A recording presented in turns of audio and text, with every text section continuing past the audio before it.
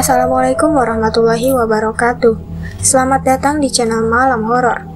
Pada episode kali ini, saya akan membawakan sebuah cerita dari Twitter yang berjudul Tukang Tahu Bulat Mengabdi Setan.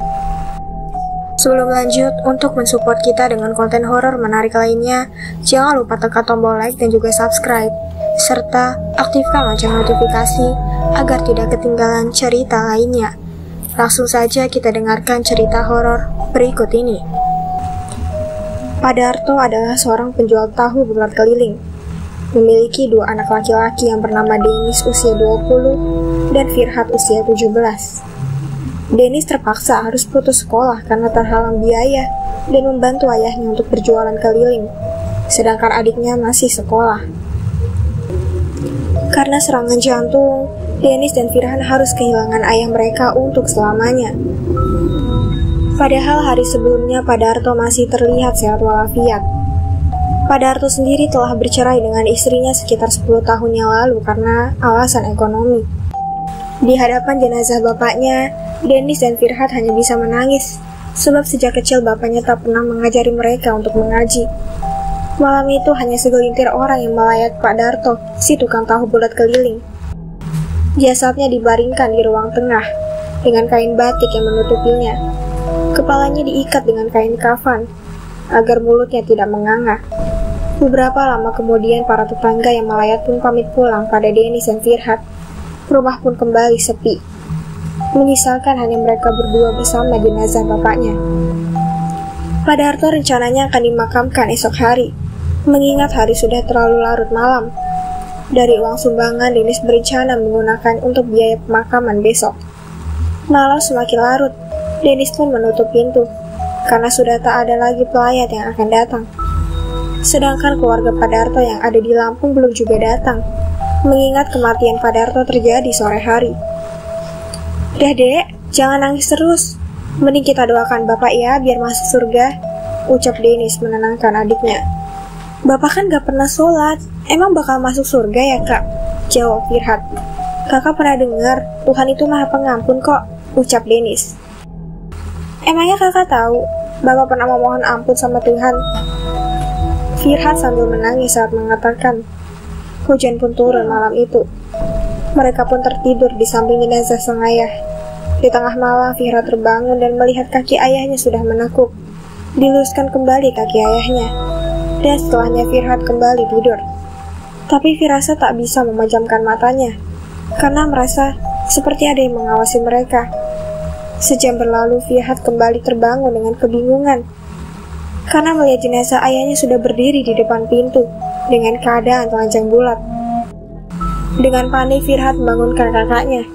Samar-samar mereka mendengar ayahnya berkata, "Jimat." Lalu sang ayah kembali terkapar ke lantai.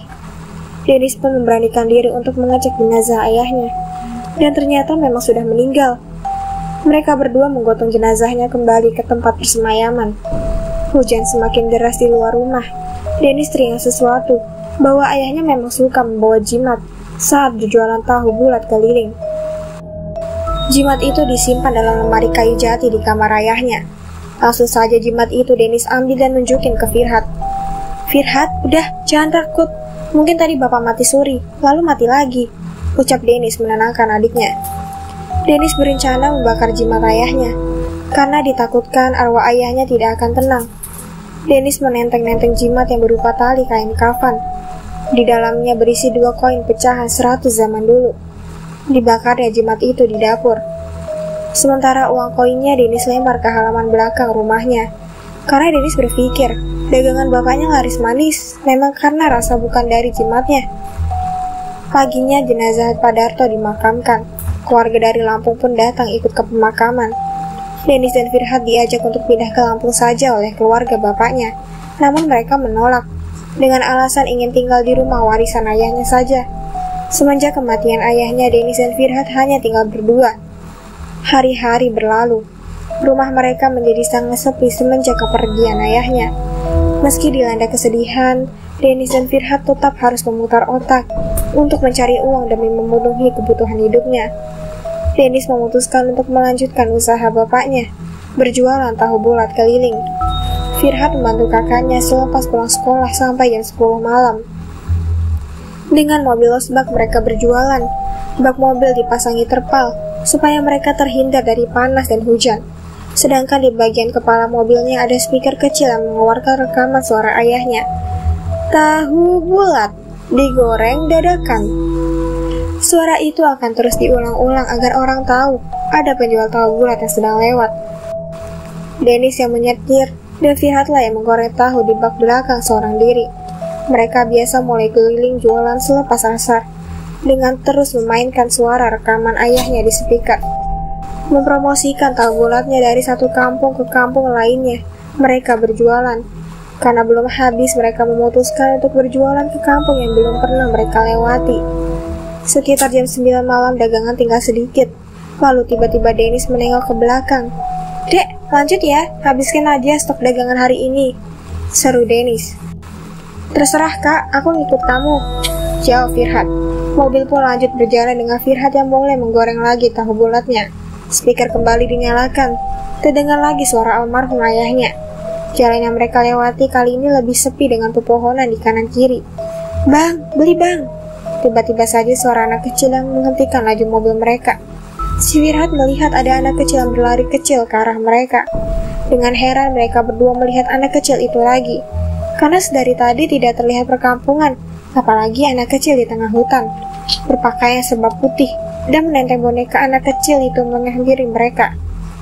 "Bang, mau tahu bulatnya 5.000 ya?" ucap anak kecil itu. Firhat pun memberikan tahu bulatnya. Kemudian anak kecil itu memberitahu Firhat kalau di depan sana sedang ada pesta pernikahan dan mereka menyuruh Firhat untuk putar balik saja. Firhat pun memberitahu Dennis kalau di depan sana ada hajatan. Maksud untuk mengajak kakaknya pulang saja. Namun Dennis menolak. Dennis tetap melanjutkan perjalanan. Bukannya pesta pernikahan yang ditemui malah pemakaman yang ada di kanan kiri jalan. Firhat yang duduk di belakang mulai ketakutan. Terlebih dia melihat banyak orang di pemakaman yang menatapnya dengan mengerikan. Selang beberapa lama, ternyata memang benar ada pesta pernikahan di depan sana. Volume speaker dikeraskan.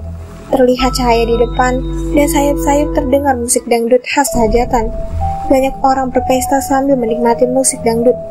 Mobil mereka dipinggirkan dan suara speaker dikeraskan. Satu persatu orang di sana membeli tahu bulatnya hingga dagangannya habis. Saat hendak pulang, Dennis dan Firhat melihat seorang yang mirip dengan ayahnya berada di tengah kerumunan penonton. Mereka menghampiri laki-laki yang mirip dengan ayahnya tersebut. Setelah didekati, ternyata itu memang benar ayahnya. Namun pas ditepuk punggungnya, laki-laki itu berteriak, "Pulang!"